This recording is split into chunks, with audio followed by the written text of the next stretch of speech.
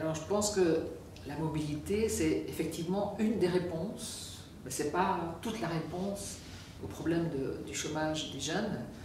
Si vous regardez déjà un peu les chiffres, les Européens ne sont pas très mobiles, puisqu'il n'y a que 3%, un peu plus de 3% des Européens qui travaillent dans un autre État membre. Et si vous regardez les chiffres du chômage au regard des postes vacants, il y a à peu près 2 millions de postes vacants actuellement dans l'Union, et il y a à peu près 5,5 millions de chômeurs. Donc la mobilité ne va pas résoudre entièrement le problème de chômage des jeunes. Mais c'est un des éléments pour qu'un jeune se trouve devant un marché du travail plus large par rapport aux compétences qu'il a. Donc c'est certainement une partie de la réponse. Et il y a d'autres raisons de promouvoir la mobilité en Europe, qui est de donner aux jeunes la possibilité de se former à l'étranger, d'acquérir une expérience à l'étranger, ou de faire des études à l'étranger.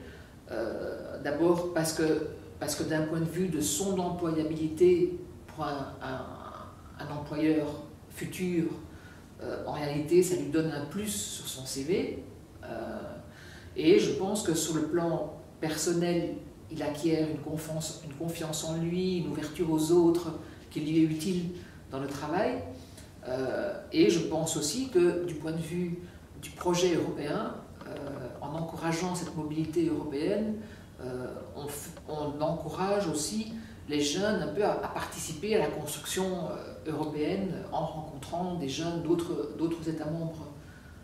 Donc la mobilité a plusieurs fonctions. Ce n'est pas uniquement une réponse au chômage, et ce n'est pas la seule réponse au chômage. Alors, il y a d'autres réponses au chômage qu'on a données, notamment on en parlait tout à l'heure avec la garantie jeune, avec des mesures du Fonds social européen et avec cette nouvelle base de données qu'on a créée, qui existait déjà depuis certaines années, mais qu'on est en train d'améliorer, qui est la base EURES, à laquelle on a ajouté une fonction qui est EURES, ton premier job, qui aide en particulier les jeunes à la recherche d'un premier emploi.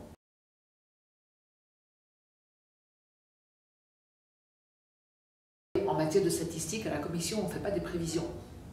Donc ce qu'on peut reprendre, ce sont des données du Bureau international du travail, du BIT, qui lui prévoit, mais dans les pays industrialisés, donc des statistiques sur les pays industrialisés, qui prévoit une baisse du taux de chômage qui est actuellement dans les pays industrialisés à 18%, qui prévoit une baisse à 16%. Donc on peut imaginer que le pic des conséquences sociales de la crise a été atteint et que maintenant on va plutôt vers une période où le chômage va se réduire.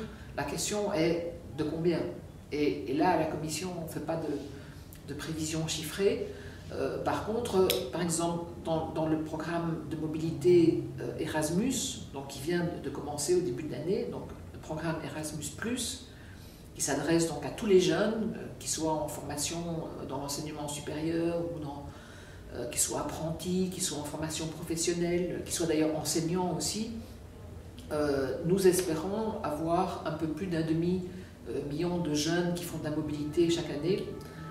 Et donc nous espérons toucher sur les 7 prochaines années environ 4 millions de personnes.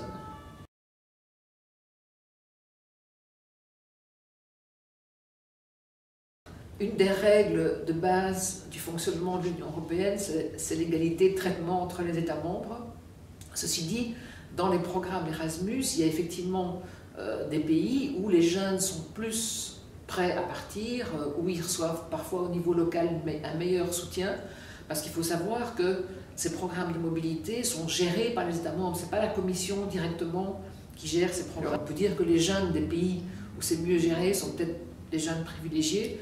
Et puis il y a toute une gestion au niveau des institutions de formation et d'enseignement, parce que ce sont les lycées, les écoles, les universités et leurs professeurs et leurs enseignants qui s'occupent de tout l'aspect bureaucratique, si je peux dire, administratif, pour pouvoir emmener des classes ou des jeunes dans d'autres États membres, pour pouvoir faire aussi des binômes avec d'autres universités dans d'autres pays pour faire des échanges étudiants.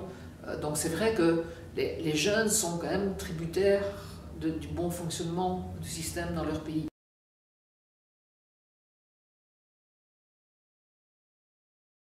Les ressources humaines, c'est ce que l'Europe a de plus précieux. En Europe, on n'a pas beaucoup de matières premières, de pétrole à exporter. Notre ressource, ce sont les hommes et les femmes. En plus, comme vous savez, l'Europe vieillit, et donc ce serait très triste et très dommageable, même sur le plan économique pour l'Europe, de perdre sa jeunesse parce qu'elle irait chercher des emplois ailleurs qu'en Europe. Donc pour beaucoup de raisons, il faut encourager, et pas seulement pour des raisons sociales qui sont évidentes, que c'est inacceptable d'avoir des jeunes qui sont au chômage, et qu'en plus des jeunes qui sont au chômage, des jeunes qui quand même sont un peu stigmatisés pour leur future vie dans l'emploi. Et comme on sait, une fois qu'on reste au chômage de longue durée, on a de plus en plus de mal à s'intégrer dans le marché du travail. Donc il y a vraiment un problème social à traiter en urgence, mais c'est aussi pour de l'intérêt de l'ensemble de l'Union européenne d'utiliser au maximum toutes ces ressources précieuses.